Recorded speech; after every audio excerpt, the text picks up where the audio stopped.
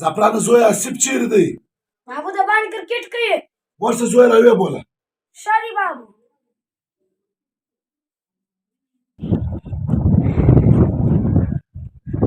بابو وای راشه. ها بابو. دلته راشه سبا ستا امتحان دی ته د باندې کرکټ کوې. راشه دا خپل سبق ووایه. کتاب راواخله بیداره شه.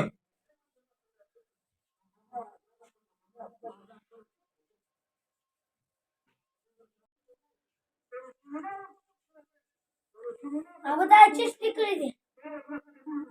دا لیکلي دي چې جھوٹ بولنے والا بنده جهنمی ہے. په پښتو کې د دې دا مطلب شو څوک چې دروغ وایي هغه جهنمي دی. صحیح دي زوی؟ ورشه خپل سبق ووایه. السلام علیکم. څه حال دی حاجي صاحب؟ خیرت یې ښه یې جوړ یې؟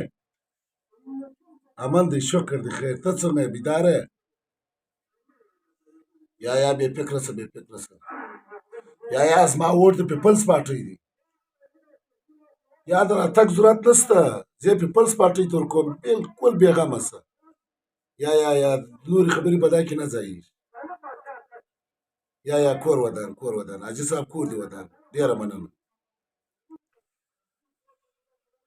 سلام علیکم.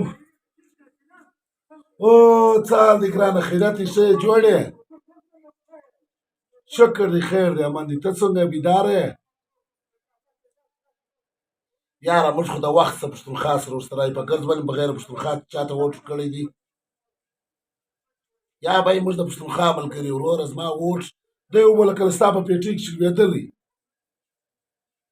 یا وروره بالکل بېغمه شه.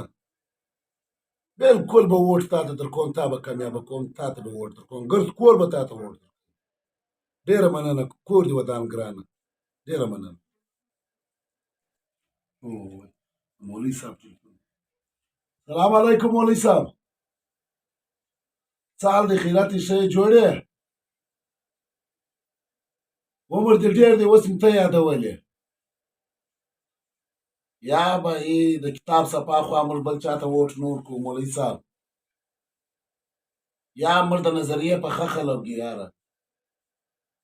یا مولوي صاحب بې فکره شه. نور کې درکوي کې نه درکوي. زما د کور ووټ ګرد ستا دی. یا بېغمه شه بېغمه شه. زما د خوا بالکل بېغمه شه. ډېره مننه ډېره مننه. مولوي صاحب کور دې ودان چې موږ دې یاد کړو. السلام علیکم. ابوره وسړي ټول پند راوکي تا زه ووټ ورکوم. کابل ته راوکي تا زه ووټ درکوم. با مولوي صاحب ته راوکي تا زه ووټ درکوم. ته مې پلار یې که دې زه پلار یم؟ ته اوس ما ته راشه. بابو تا ویل کار چا درواغ وویل هغه په جهنم کې. ملګرو دا زموږ میسج چې دا کومه ویډیو موږ جوړه کړې ده ما او د خپلو زامنو سره د دې صرف دا یو مقصد دی چې وروره الیکشن یو ورځ راځي. زموږ ته یازګلوي او قرابت ګرد عمر دپاره دی. پکار دی چې موږ ته که د ان پي پارټۍ والا دي که د جمعیت والا دي که د پښتونخوا والا دي که د پیپلز هرې پارټۍ سره تعلق لري مطلب موږ ته خپل ازګلوي او قرابت پر دا شنوک خرابه. که زموږ دا ویډیو خوښه سوې ده مخ ته یې سره شیر کړئ. وروره که د موږ څه یو غلطي سوې ده موږ درو سره ته معافي وکړه. دا دواړه زما بچیان دي. که مې خوښه سوې ده مخ ته یې سره شیر کړئ. مننه. کور ودان. الله مې هر وخت خوشحاله ساته. السلام علیکم.